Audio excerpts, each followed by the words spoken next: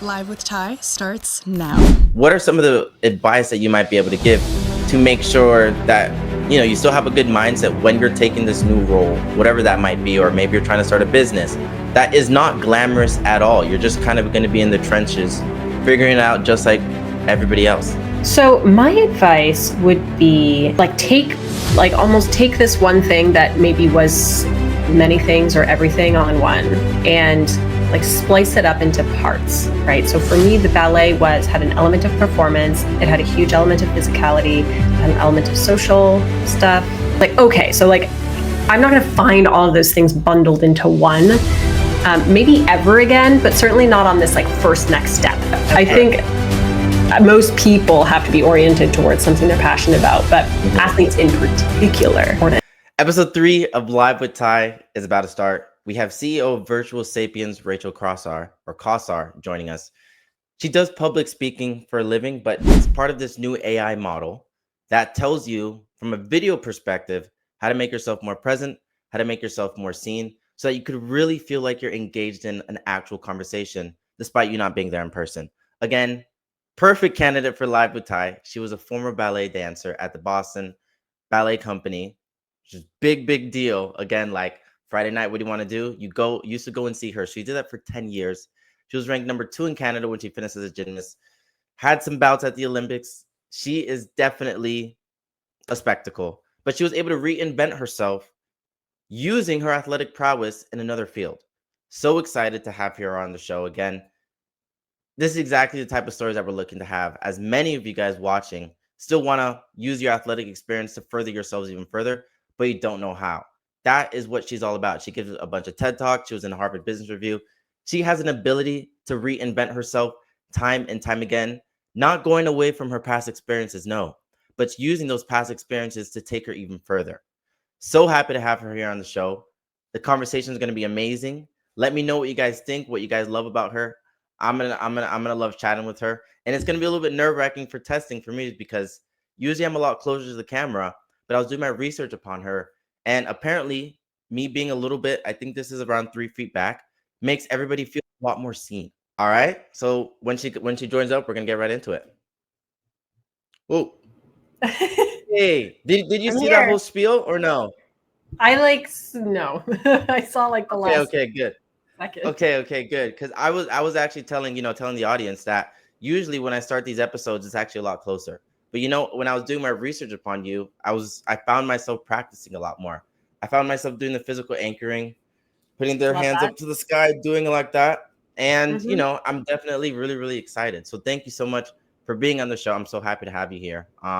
Your journey is super, super inspirational. And the theme of this episode is going to be reinvention. So a lot of people who are watching this show, right? So a lot of them are former student athletes. They have that athletic prowess. But it's hard. Something that you mentioned, I was reading your article in the Harvard Business Review, and there's a bit of that identity crisis that becomes really prevalent all the time, right? And we'll get into that, but I want to know more about you in the sense that how'd you get started in ballet? I know you were a gymnast before. What about that arena really drew you to that area? Yeah, funny story. So I was born in the UK and then we moved to Toronto in Canada when I was 3. And my mom just put us all in ballet. Okay. And that was just piddling around in the dance studio. It wasn't serious. Yeah. I don't know why, but one of the teachers there was you should put me in gymnastics. And so my mother was sure. Okay. And took me into, regular gymnastics. Of course. The flips and stuff, and they took one look at me. I'm very tall, right? I'm 5'10", and they were oh, she's gonna have a hard time here with the flips and etc. So they were she should actually try rhythmic gymnastics, and it just so happened that the gym club my mom took me to had 2 sides. They had the tumbling uneven parallel bars side, and then they had the rhythmic gymnastics side, which is with the ribbon and the ball. Yeah. And that side is actually very related to ballet. It's very aesthetic and very flexible, kind of oriented, very long, lean lines and body types. And so that's kind of how I got into rhythmic gymnastics, which just is the lesser known of the 2 types, right? So it would have been kind of random to start there, but but yeah, that was kind of how I got into. My mom just plopped me into ballet, and then I was kind of circuitously found my way into rhythmic gymnastics.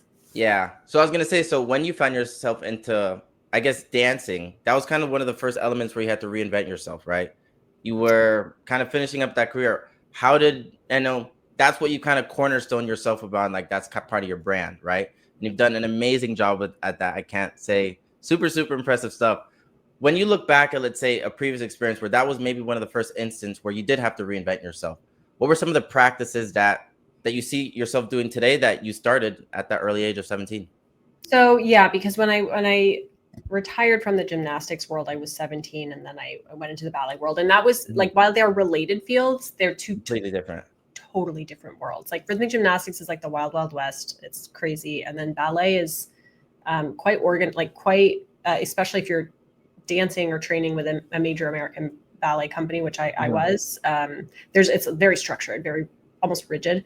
And so those were two totally different experiences. But I think at the time, so I was 17, and I remember showing up at my first ballet class at Boston Ballet as part of their trainee program.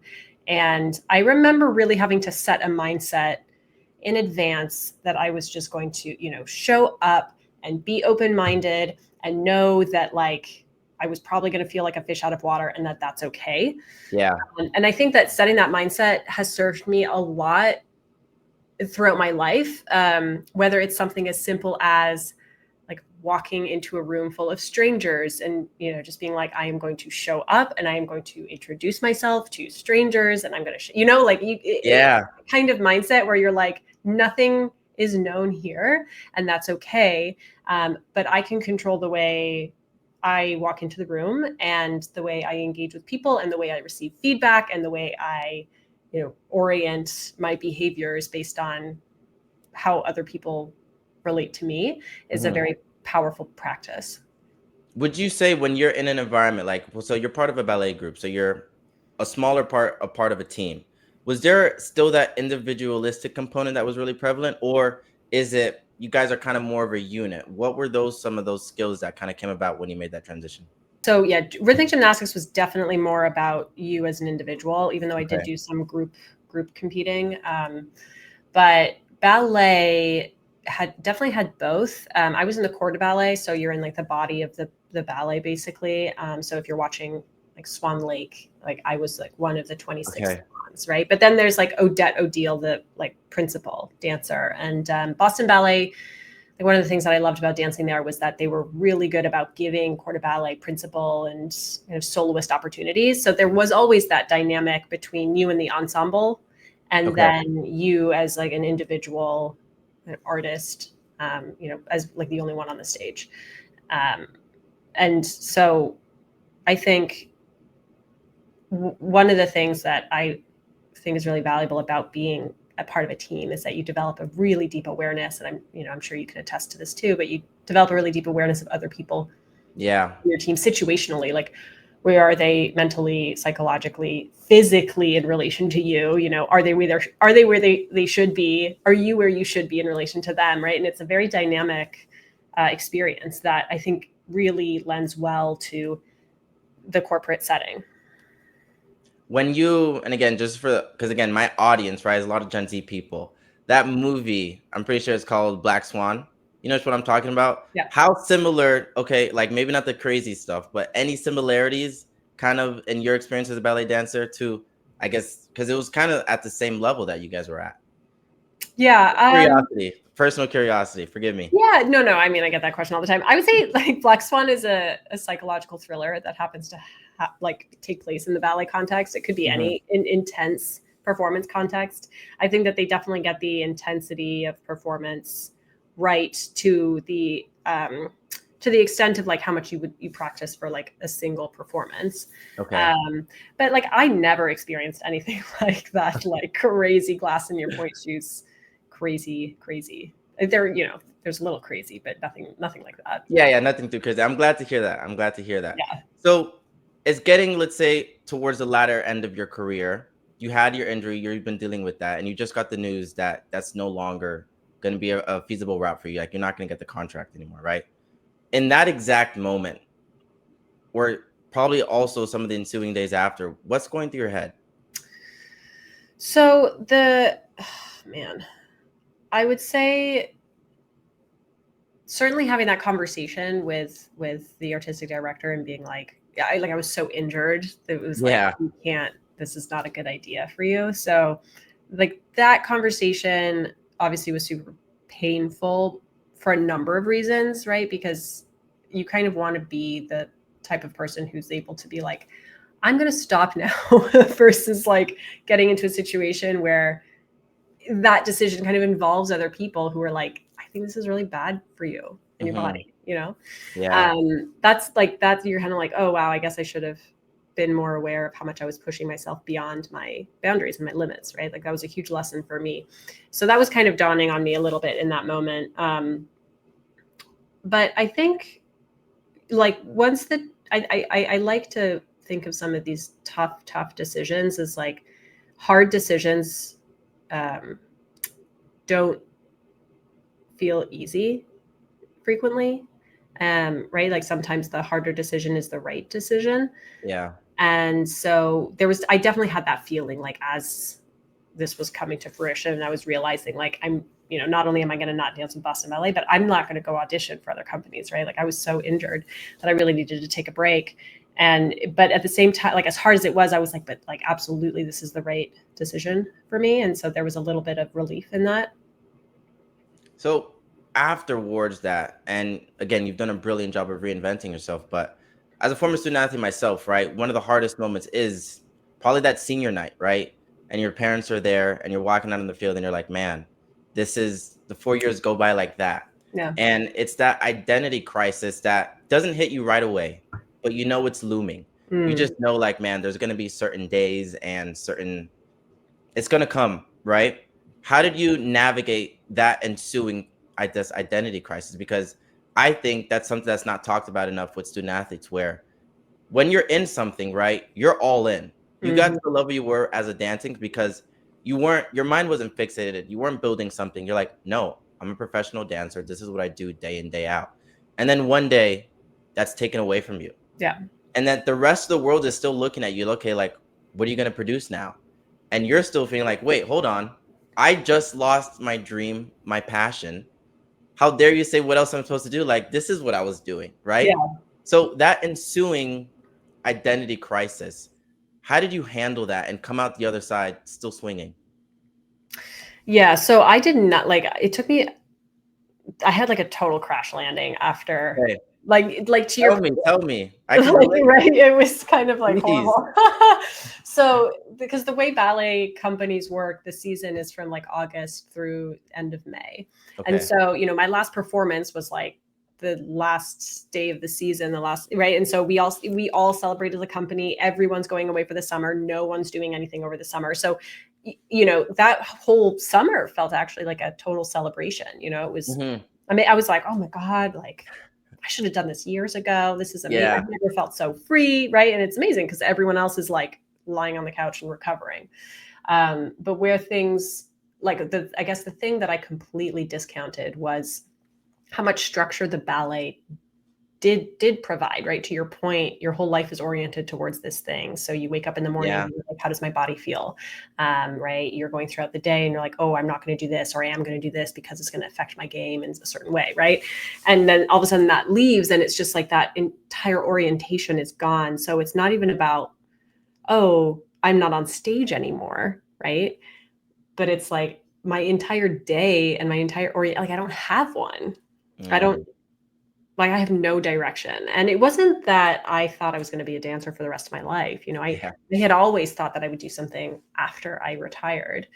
But it was more just like having zero idea where to even start. Like I had no traction. I had no grip. So I was kind of floating for a while and I just felt so untethered. So I had to go home to Toronto to just like be with family who they're like, we knew you before you were this like, dancer, this professional dancer. So we don't really care. And it was just grounding. It was a little grounding to be around family and not have to deal with, people in Boston constantly asking me like what I was going to do next, or, oh, I miss you on stage. And you're kind of, it's like, not that, none of that's helpful when you're, Yeah, dude, tell me about it. It's tough. It's and tough. like, yeah, like that process of reinvention, just absolutely, like, I'm still in it, like everyone is like, I think we tend to, I don't know if you listened to my TED talk, but I did. okay. I was like, it sounds like you might have, but, Yeah. yeah, it's like people think of change as something that has an end, Hmm. oh, now I am this, or now I am that. And it's like, you're that today for, a period of time, but then you're going to move on to something else, or you're going to change the way you orient around that. And so I think for me, finally, it was like less about, oh, I finally made it. And now I can say I'm this, like, even now today, like now I'm like a, co-founder, CEO of a tech company, but it's all very temporary. I'm not looking for that Yeah. like, end all be all identity. Cause I think that's where you then, if you lose that, then you're like, oh, well, then you go through the whole thing again. It's really Yeah, hard. exactly. Because you're so tethered to something, Exactly. So Yeah. you're back home in Toronto, right? When did you feel like, okay, now is the right time for me to put my first step forward in this new chapter? When did you realize I'm ready for this now to throw yourself into something new, not knowing what that might be? Oh yeah. Well, I didn't spend very long in Okay, Toronto. So it was like 10 days and then I had to come back. that's good. That's Um, all you need. but I think it was my mom just being like, you just have to get a job. Like Okay. you have to like parlay your experience into like a job. You have to, like a corporate job, so Hmm. that you can have some external structure in your life that you don't have to create and that you're not responsible for. And she was like, it's not going to be a glamorous job. Okay. Like, so if you're thinking of like, right, like you were just this like celebrated dancer and now you will be an entry level, like, Position. like back end office, like Yeah. like, and it's gonna crush your ego. But like you have to go back to the beginning. I had another really good friend who said the same thing to me, and he was just like, you can't expect, like, you don't know how to use Excel, girl. Like, and at the time, this was like 10 years ago, right? Yeah. Yeah. It was like, so he was like, you have to learn some critical office skills. So it was more just like almost getting over myself and being like, Mm. I'm going to, yeah, it doesn't have to be a glamorous job. It has to be a job. And then once I'm in a job, then I can leverage my like higher levels of life experience, probably compared to like the 21-year-olds that I'm sharing the job with. Right. Yeah. And like hopefully move through that faster, which is what ended up happening. Right. But yeah, I think oftentimes, and I've seen the same thing with a lot of friends of mine who obviously have retired from their careers as dancers. And it's like they're looking for something that was like the feeling they had as a dancer. And you're like, I'm sorry, but Yeah. It's not that, gonna happen. What yeah. what advice, because I also have many friends that are similar, whereas there's a certain type of thrill that you get when you're competing at the highest levels that you know how, right? And Yeah, it is, I think you hit it right on the head, a humbling experience where totally. like it's like you almost can't fathom it. So for those people, they just finished their sport, they've been playing it for 4 years, and they're now at the even playing field that everybody's in. What are some of the advice that you might be able to give to make sure that you still have a good mindset when you're taking this new role, whatever that might be, or maybe you're trying to start a business that is not glamorous at all. You're just kind of going to be in the trenches, figuring it out just like everybody else. What advice would you have for those people? So my advice would be to like almost take this one thing that maybe was many things or everything all in one, and like splice it up into parts, right? So for me, the ballet had an element of performance, it had a huge element of physicality, it had an element of social stuff, and like we call it strategy, right? Yeah, And I was like, okay, so like I'm not going to find all of those things bundled into one, maybe ever again, but certainly not on this like first next step. Okay. correct. It's like, okay. So, oh yeah, like structure, right? Structure was a big part of that. And so I was like, well, I can find structure with just a 9 to 5. Okay. So I get my 9 to 5 and I'm like, now I have my structure. I'm like, okay, I still like, I have a need to fill that physicality bucket. So it's like, okay, so I have to make sure that I'm working out regularly, or that maybe I am taking ballet class in a more like anonymous place, or maybe I'm going to the pool and swimming, like whatever. But I need a physical outlet, otherwise I will feel like garbage, right? Yeah. Social, right? Like, so it's just kind of like separate what that one thing was to you, or it's, you know, composite parts, knowing that obviously the sum is greater than its parts, but you can start to fill those needs with different channels and feel at least be getting your needs met, if not necessarily feeling like that, like total elation, you know.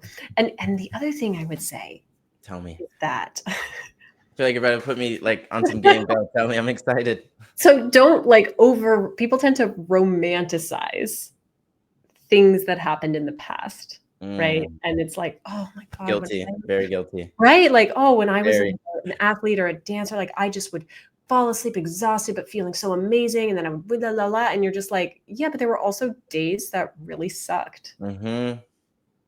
And so, yeah, like don't paint an inaccurate picture and then set your future self up for failure when you don't find that, because that wasn't realistic in the first place.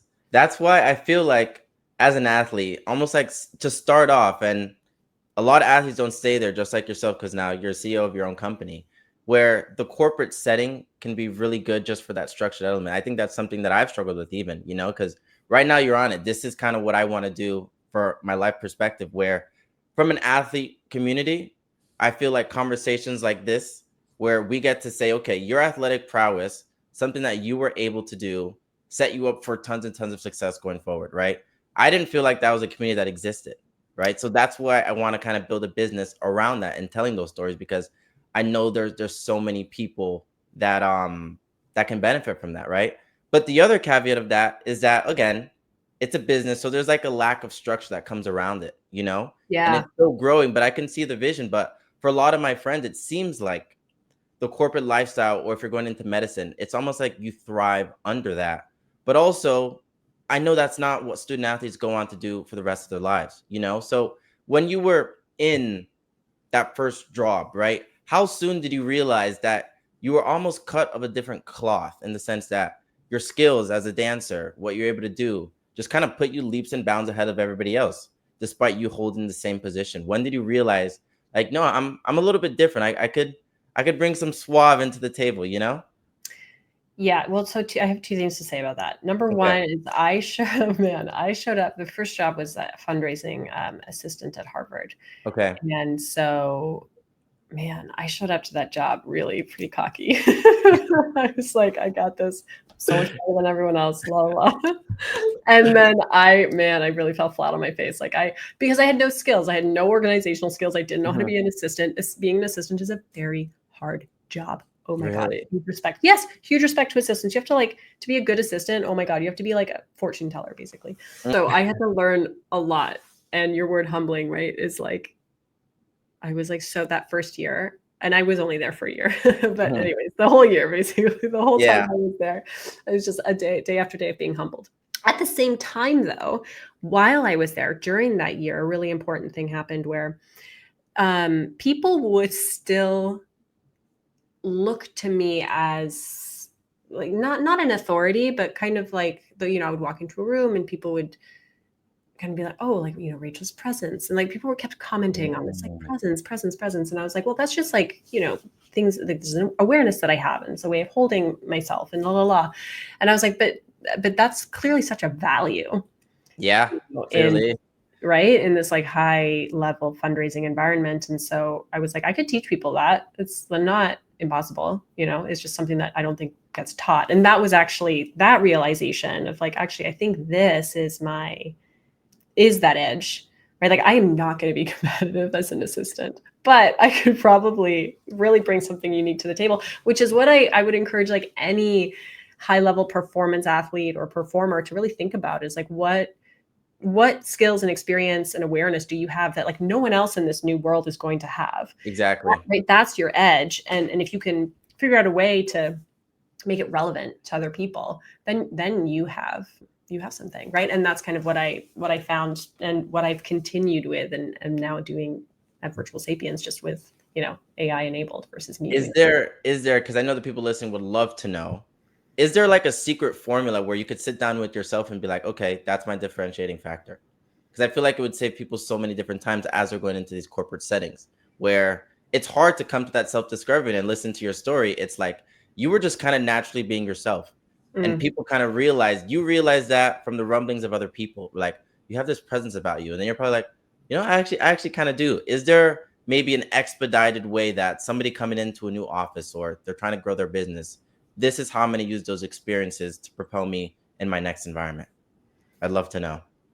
I don't know if there's any one formula other than just coming into the space and not coming into the new space and not completely ignoring your past. I think a lot of people really turn their backs on it. They're like, oh, well, we're not going to be throwing footballs in here or passing basketballs, or I'm not going to be like dancing, whatever. And so you're like, it's not relevant. And it's like, it's not just about, like, it wasn't just about, the football, the basketball, the point shoes, right? It was about so much more. And so really bringing that body and like wealth of experience to the table, I think, is how you're going to find those gems.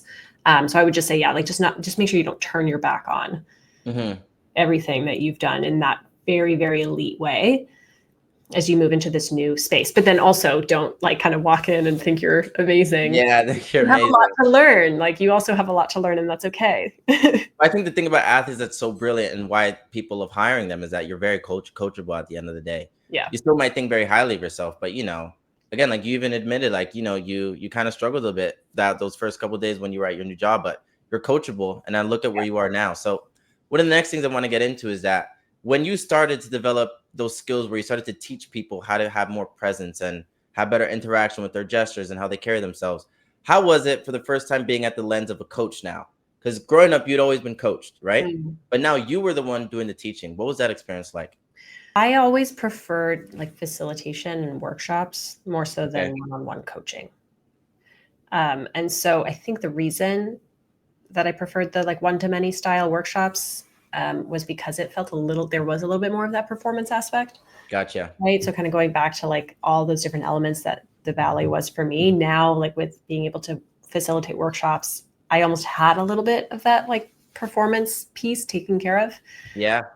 And so, as I've become more exposed to the different worlds of coaching and facilitation, I do a little bit more coaching, but it's pretty different from like the coaching I was used to growing up, like Gotcha. that was like, I don't know. I just like personally was never really interested in coaching or teaching other dancers, but I really liked the idea of helping, an average professional discover something completely new. Gotcha. When you were doing that, was there ever a way or a point where that became your full-on business? Or I want to know the connection, because it seems like you're constantly reinventing yourself, right? So you started off at the fundraising, then you took on this coaching. And then I want to know, when did you have that brilliant idea that almost what you mentioned earlier, it seemed like you parlayed your experiences again into, what we're doing here, making sure you're getting the most out of these virtual conversations. When did that kind of come about? I'm so curious. So I had been doing my own coaching and facilitation and workshops and all that for probably 3 years. Okay. Yeah, like 2017 to 2020. And then the pandemic happened. Because everything was virtual, I was also doing my coaching and my facilitation virtually. Oh, okay. Right? I was kind of like, oh, I don't know. Like, I don't know if I need to be doing this. Like, can't AI just do this now? And that was honestly, that was the idea. But I think the thing that I realized that had been missing, because it's not like demands for scalable coaching hadn't existed before the pandemic. It's just that people weren't on video. Yeah. Right. So people wanted everything to be in person and human led. And so in a way that was wonderful, but it was also very manual and non-scalable. So after, like, as the pandemic kicked off, I was like, well, people here they are on video. And so we can leverage technologies now to get the coaching to be hyper personalized and on demand and in real time and all that jazz. And it was just like an idea that I had, that I was like, I wonder if it would be possible to have like like a sidekick on your video call that would like tell you to like stop touching your face, or that like, you weren't looking into the lens when you were talking, or you're slouched or whatever. And that was kind of the initial nugget of an idea that has since, turned into something.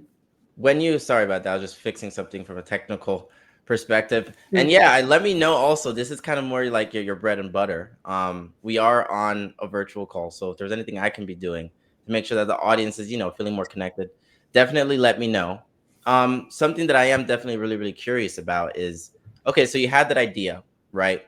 But now you need to, let's say, form a team around it, because again, a good thing about athletes, I think, it's knowing your role, right? So you seem like, I know, like we met here at the program that I'm a part of in Boston. You were the visionary, but when you were formulating that team, like, okay, now let's actually make this a reality.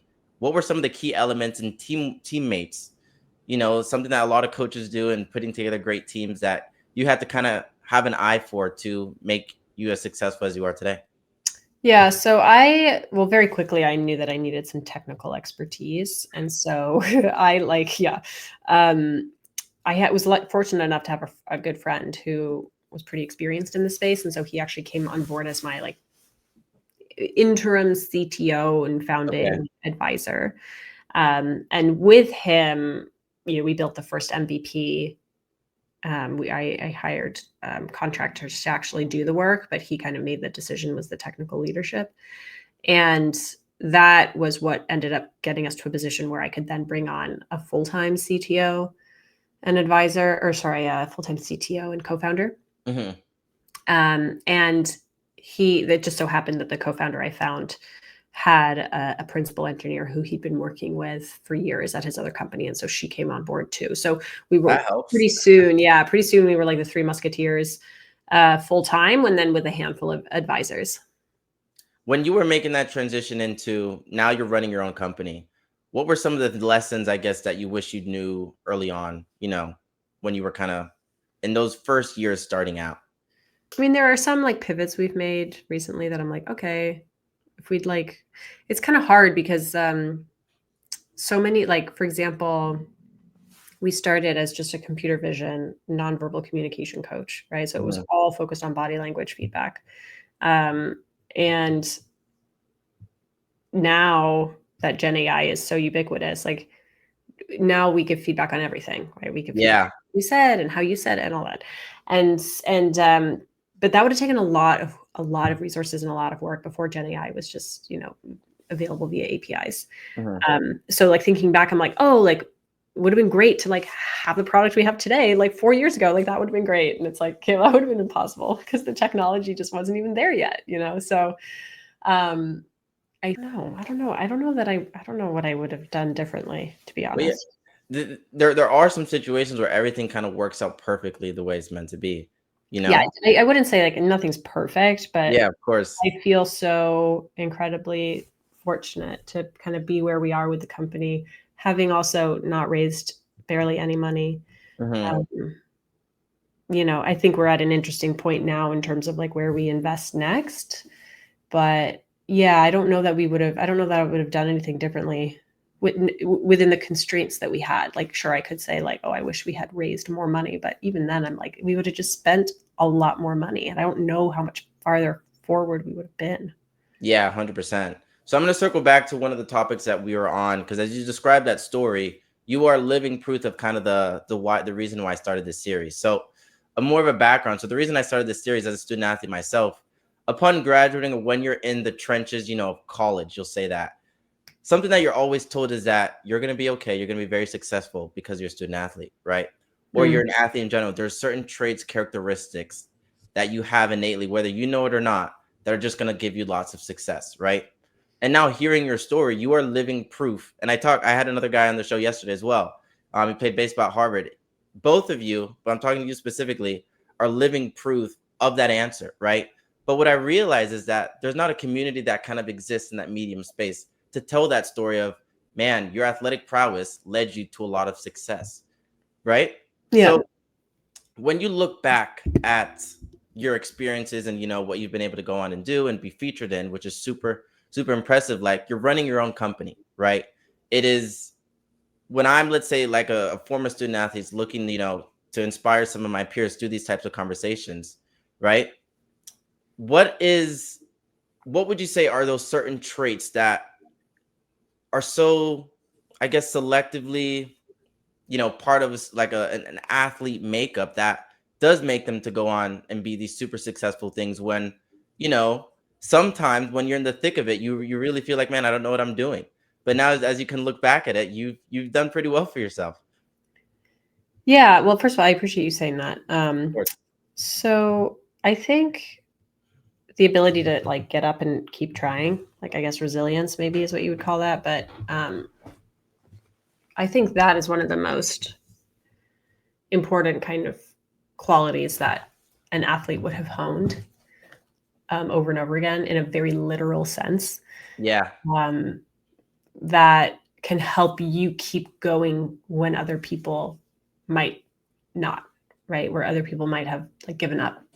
And for sure, if you're looking to do anything in the like entrepreneurial space, I think that ability is really, really like cannot be kind of emphasized enough. I think it's like the number one kind of quality you have to have is to like, because all you'll do is face challenges every day. And you have to kind of decide like, no, yeah, like I know, like, but I'm still going to move forward with this, I still believe in this or whatever. And just having that muscle of like, and I did this extraordinary thing before, so I can do this extraordinary thing again. I think it's like the belief you have in yourself as well. The one caveat I would say is that I do think, and I actually was talking to a Canadian Olympian, this was years ago, and he was like, he was like, this is so let's go. It's gonna be good. I was like, oh, like athletes are so amazing. Like anyone would be so lucky to hire an athlete. And he was like, yeah, but only if that athlete actually cares about the job. He was like, I have seen athletes be like the worst employees when doing something they don't care about. Yeah. Like that, he was like, I've seen them be the biggest disappointments. Gotcha. When they're doing something they don't care about. And I feel like I kind of was that a little bit at Harvard for a while. Oh my goodness. I think I was like so bad at my job for like a number of months before I like figured some stuff out. But, I think most people have to be oriented towards something they're passionate about, but athletes in particular who have spent so much time dedicating their lives to something that was them, that was everything to them, like have to feel aligned and passionate about what they're doing or they have to like at least view it as something really important. Like I think it's harder for an athlete to look at something that they don't care about and be like, oh yeah, I'm definitely going to give this my all. Yeah. Wow. I'm so glad you say that. That's something that I personally have been like grappling. I know a lot of my friends, grapple with, where it's like, hey, like you hit it on the head in the sense that a big part of me is giving your all to what you're passionate about. And then sometimes, like, again, like my baby, my passion is this and kind of building this community so that I have the community that I wish I had and that I know other student athletes have when they were graduating. So again, thank you so much for coming on the show. Again, you're living proof of, this theory that's actually, playing out to be true, right? So something that I also want to ask you is that your friend mentioned athletes need to be passionate about what they're getting into. How can you best ensure that you find what that passion is when for so long it was wrapped up in something else? And I'll give a little bit of a story of myself where during my senior year, that's when I started this venture, right? Because, I wanted to be a talk show host and just tell other people's stories. And I felt like what we were doing as student athletes wasn't being highlighted enough to the point where like, man, I'm waking up at 5 a.m. every day for nothing. Like, no, that's not true. People need to hear this. Like, let's inspire. So I had that working towards, and it's carried me throughout. And it's my passion. I love doing it. Again, I'm like the most extroverted person you'll probably ever meet. All my friends are like, you can talk to a brick wall and have a great conversation. And I've done that before, and the conversations are phenomenal, right? But from that passion perspective, it's hard to put yourself into something else, especially those first steps right out of college, right? And the reality of the situation is that most of the roles that a lot of these student athletes are going to take, unless, they have that entrepreneur type of spirit, which, not all of them do because they do need that structure, there's not going to be things they're passionate about, right? But they still need to have success there. And I'd hate for them to be more stories like your friend from Canada said, where, man, this guy was great on the field, but he sucks for my company. So what's Yeah. some advice to making sure that athletes are aligning themselves with something that's going to be beneficial to them in their career and also their employer? Yeah. So I think this goes back to what I said earlier, where if you can get over yourself Yeah. and these lofty notions of what you should be doing with your time and how you should be feeling about what you're doing, right? And you can view this first job or this entry level whatever as like nothing more than just the first step on your next like path to greatness. Then Okay. I think it becomes something you can really sit with, right? Because I think that's what I also had to really realize like halfway through my time at Harvard was like, oh, like I'm not here to just blow everyone away at my like ability to be the most amazing assistant ever, right? I'm here to learn skills so that I can like take a larger step next. And you just can't take those steps, like, right? Like any athlete knows that there are foundations and fundamentals you have to master before you can like This is really, true. really drive. And so I think if you're able to just take a step back and recognize that like this is nothing more, this isn't the ultimate next end all be all, this is just one step and it is in service of whatever that next great thing is that you're going to do. And so it's almost like a necessary annoying thing, and then it's in service of whatever you're going to do next, which is exciting. And so then it becomes less about the job itself and more about where that job is taking you, Mm. or whatever it is. What's your secret to always keeping the bigger picture in mind then? Because like even this vision that you had that got you on the show here, where again like you are killing it in this AI virtual sapiens space where I've used your product and it's amazing, right? Mm. But how do you keep that bigger picture in mind when sometimes it's just not there? You're just like, man, like this is my life now. I don't Yeah. like it, but this is kind of is what it is. I think there are a number of ways that you can keep that perspective. I actually did a lot of journaling. Okay. I think if you have these like thoughts that are just circling in your mind and have nowhere to go, that can be pretty destructive versus just getting words on paper. If you have like a talk therapist, that can be really helpful too. Whatever, you just kind of need to be able to process things and recognize when you're getting into a negative cycle of thoughts that are not reflective of reality and that are actually just you kind of your self-confidence, or like maybe you're tired, or and there are a number of reasons why you're spiraling. Do you think, again, sorry to keep going back and forth here, but again, I'm loving this conversation, by the way. It's really, really helpful. Do you think you'd be where you are today if it wasn't for ballet? Oh, absolutely not. Really, not at all. Like, No, I have no idea where I would be if it wasn't for ballet. I mean, I have no idea. how does because I asked the same question to the other guest that I had, and he had the same exact answer. I feel like there's this, it's part of your being, it's part of your essence. So something I'm curious that it's not, let's say, part of your company now, but how does sports continue to be a central figure in your life still today? Yeah, I think so. Well, going back to your question just previously, I think no one would be anywhere without the life that they've led before them. It's all like a series of building blocks. I think it's like I Yeah. say it, and it's like any identity you have is built on the shoulders of past identities. Like, Right. so any one of them, whether it was ballet or like food writing or whatever, anything that I've done in my past, I wouldn't be where I am today if it wasn't for that, right? So you are your life. In terms of like what aspects of athleticism and sports and ballet still exist, I think a lot of it is in the way I prioritize things and my time. Explain And a little more. right, so like I have a number of priorities. Like I have a little baby, and then I have Virtual Sapiens, and I have my husband and all that. But it's like critical. I like will like really not be a good person if again I can't exercise. It's like the exercise piece to me is so. Yeah. I'm sure you feel so, right? Like you can't. Yes. If I go 2 days without exercising, I'm like, friends, I'm so sorry. I'm just a terrible person, but I Yeah. need to exercise. Yeah. Right. Or you just start feeling, you feel like Feel horrible. off. So, Yeah. but I did notice that like really, really early on in my journey when like of transitioning away from like dancing 9 hours a day, where it was like, I don't need 9 hours a day, but I do need like 30, 45 minutes, like, you know, the more the better, but like at least, so long as I can at least get that, like I'm okay. And then I can function, and then I can like like there's something about like having that physical outlet that used to be the most important thing, that is still one of the most important things, but it's just not necessarily like, you know, the thing that you're spending all of your time on anymore. Yeah, got you. If that makes sense.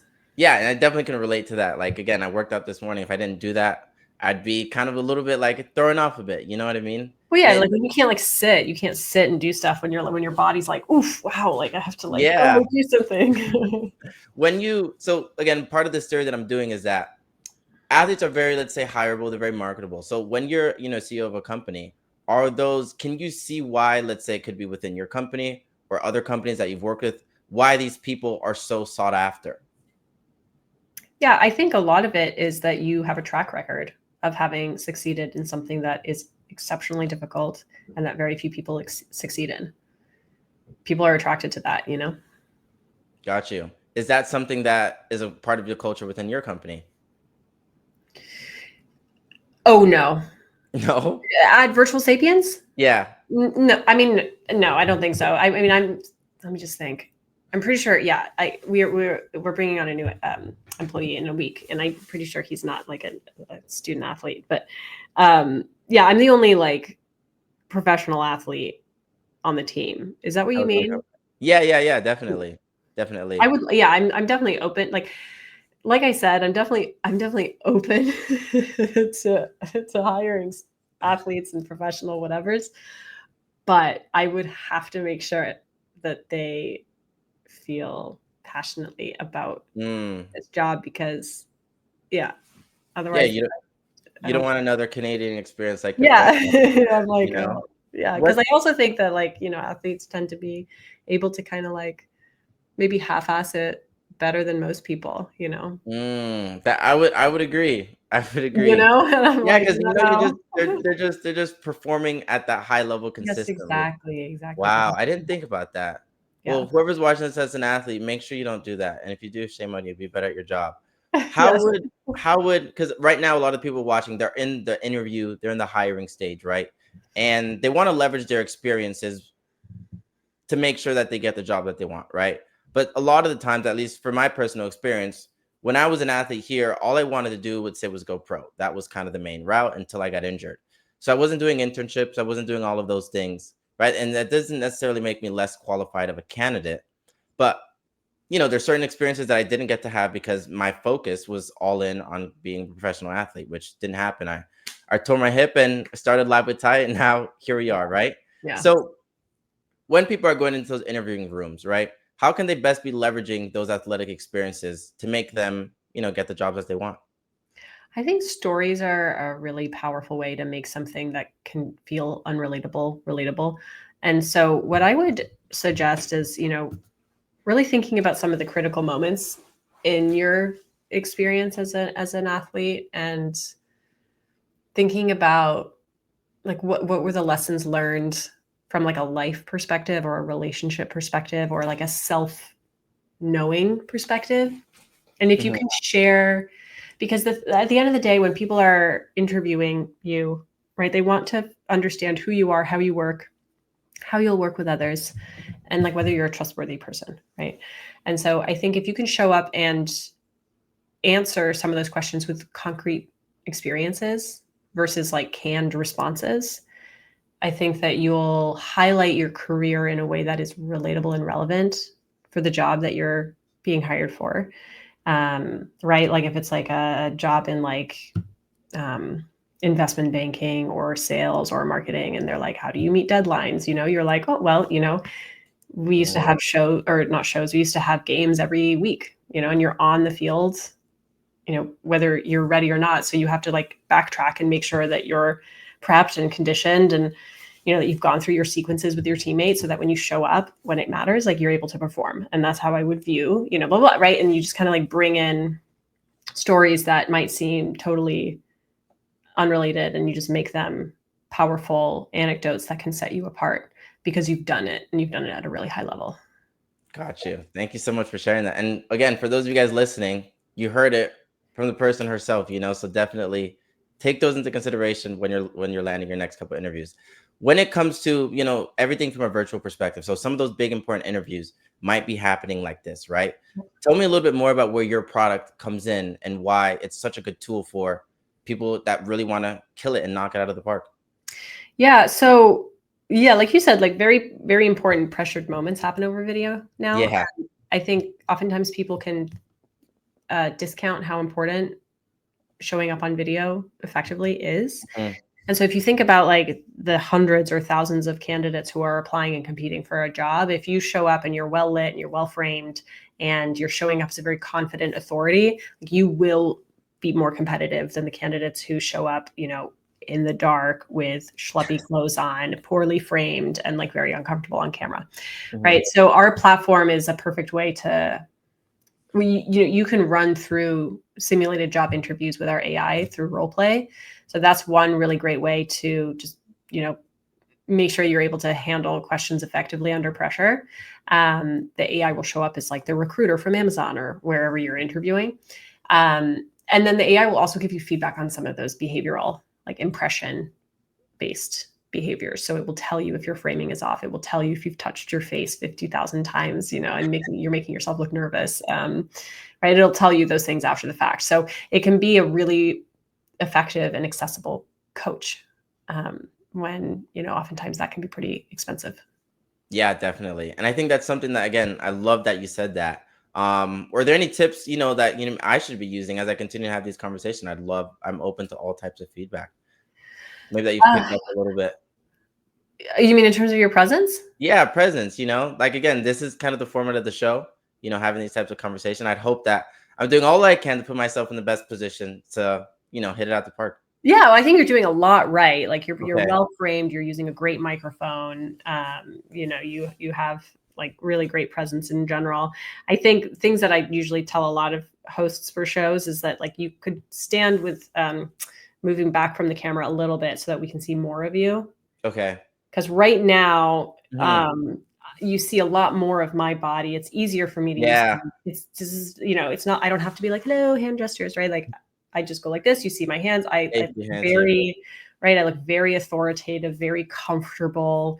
You see more of me than you see of you, so I'm kind of Mhm. taking up more space, right? So those are things you want to kind of just consider, right? So if you moved back from the camera a tiny bit, right, Mhm. we would get, instead of just this much, we would get like 10 inches more of you, right? Gotcha. Which is really powerful from a personal presence perspective.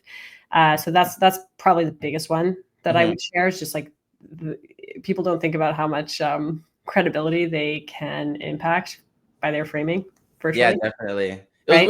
weird. The camera did this weird thing where I went like this one time and I saw it like it zoomed in. So I And did notice that. So I don't yeah, actually I was like, know.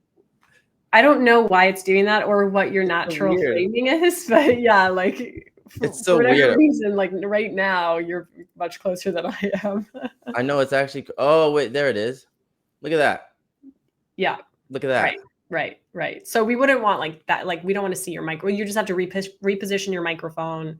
Mhm. Also if you're able to, like, I understand you probably don't have any somewhere else to film other than your bedroom, but if you can Mhm. angle slightly so that we're not seeing all of your bed, but maybe we're just seeing a corner of your bed in the closet, that might be Mm, better framing, right? gotcha. And then the light in your background, what you should consider getting is Okay. like a Thank you so floorboard much. light. Oh, so this is on, but like something like this. Okay. For a So light in the back. yeah. Okay, got you. All right, putting me onto some game. Thank you so much. Yeah, so it lights up your back, but like Okay. the background, but it doesn't, like right now we have this distracting orb of light. Yeah, in the background of it. And it's actually taking light away from you. It's Okay. overexposed there, and so then you're less exposed, and so it's not like we lose you, but you're just not as like, Present. yes. Something like that. Wow. Well, thank you so much for those tips. Yeah. So, two more other things that I want to ask you. So, we started to do this trend where, again, since everybody that's going to be on the show is a former athlete, what's one athletic, let's say, hot take that you might have, right? So, the guy on the last show, he had saying we should get rid of. He was a baseball player. He's like, we should get rid of umpires, right, completely Sure. from the game. And then the other thing is that I'm trying to build this community based on the athletes that kind of have this database where they go on to do amazing things, like 95. That's that 95% of Fortune 500 company CEOs were former student athletes, but there's not a database that exists for conversations like me and you just had, where athletes that just graduate or in their 1 to 2 years post graduation can really build upon. So that's kind of why I'm trying to build that community. So who are 2 to 3 other people that I also be connecting with that you might know, just that have made it, they're founders or presidents or CEOs of companies, so they can help inspire the next generation. And by the time I get them on the show, all of that will be fixed. So Yeah, nice. other than that, Awesome. So wait, my hot take, I don't know if I have one. I'm not like a sports person. Like, okay, it could be in anything though. It could be in anything sports related. Like it could be something ballet related. It could be something, I don't know, like golfers shouldn't wear hats. I don't know. Yeah, I actually think that like more people should take ballet. Okay. Like, why? Why do you think that? Athletes in particular, like I'm sure you've heard of, like, for some athletes they take ballet for cross training, right? Like football players in particular, and I think that should apply to all athletes, because ballet is like one of the most. It's really the only kind of athletic pursuit where you develop really, really aggressive, like, body placement, like correct body placement awareness. And I think that's like one of the most important things for longevity, right? Like the way you hold yourself and your posture and like all of that. Like, I frequently will see like really amazing athletes just like schlepping around. And I'm like, what are you, like, fix your posture? What are you doing? And so if they took some ballet, they would be aware of that. Yeah. I think it would be better for them. That's good. Athletes listening, listen up, fix your posture, man. And then what about the second one? Okay, so the three people, do I have to give them to you now, or can I think about it? Yeah, we could connect offline. Okay. Like 100%. But Yeah. But yeah, because it's definitely, again, I think I wish I had more of these conversations where I think a lot of athletes, they need to hear it. Where again, you just described, there's probably like 3 phases where you had to do some serious, I guess, reinventions of yourself, and you did it brilliantly. And athletes go on to do it, but again, more conversations might help them do it faster, and they don't have to make all the same mistakes that people that before listening to these types of episodes and conversations had to make on their own. So that's the mission here at Live with Ty. I want to say thank you so much for coming on the show. I hope you enjoyed it as much as I did. Thank you for the feedback as well. And then this episode is going to go up, and then you're going to see it. It's going to be awesome. Thank you so much, and then we'll connect offline. Thank you again so much. Thanks for having me, Ty. All right. Of course. All right. You take care. You too. Bye. There you guys have it. That was episode number 3 of the digital series of Live with Ty. Definitely amazing. Again, she's the CEO of Virtual Sapiens, and you guys heard it from her herself, right? She had to reinvent herself a bunch of times, and she didn't get it right all the time. She didn't. But again, it was the resilience and ability to keep getting up, to keep showing up every single time and time again, that led her to be a CEO of a company. Guys, just keep this in mind. She was a ballet dancer. Now she runs a tech company. She's been featured on TED Talk. She's been in Harvard Business Review. Athletes go on to do special things. I'm telling you guys. But through these conversations, I want to outline how exactly that gets done. And again, if you're listening to this and you're not an athlete, still take the advice that she's giving you. Reinvent yourself in a way that you want to know how. If you're at a job that you don't like, if you feel like you're not living up to your true potential, it's possible to reinvent yourself. She walked you through how she did it herself. If you guys like this episode, make sure to comment, like, and subscribe. And again, I'm trying to build a community. So I want to hear your thoughts. I want to hear your opinions. What do you think of this episode? Are you able to apply it in your day-to-day life right now after listening to this episode? Because if you're not, then I got to do a better job of making sure that I'm getting you guys that information so that you guys can do that. And again, we're trying to build and grow this channel. So like, comment, subscribe. If there's other guests that I should be reaching out to, let me know. Please, this is for you guys, to inspire you guys, to give you guys advice as you enter the next chapters of your life, man. It's tough out there, and I think through conversations like that, it's making sure that you're doing all that you can to set yourself up for success, because you guys are brilliant, brilliant people. But just with a little bit of help, you never know how far you'll take it. Again, this was the third digital episode of Live with Ty, episode 24 in total. Let me know what you guys think in the comments. Make sure to follow us on all socials. We have a LinkedIn page. We have a YouTube page. We have an Instagram page. Follow us when we also have a TikTok page. Follow us on all those pages. Connect with us. Let me know who else I should be reaching out to. And let me know your favorite parts of the episode today. Big shout out to my guest, Rachel, for coming on the show. What you offered was so valuable, so and insightful.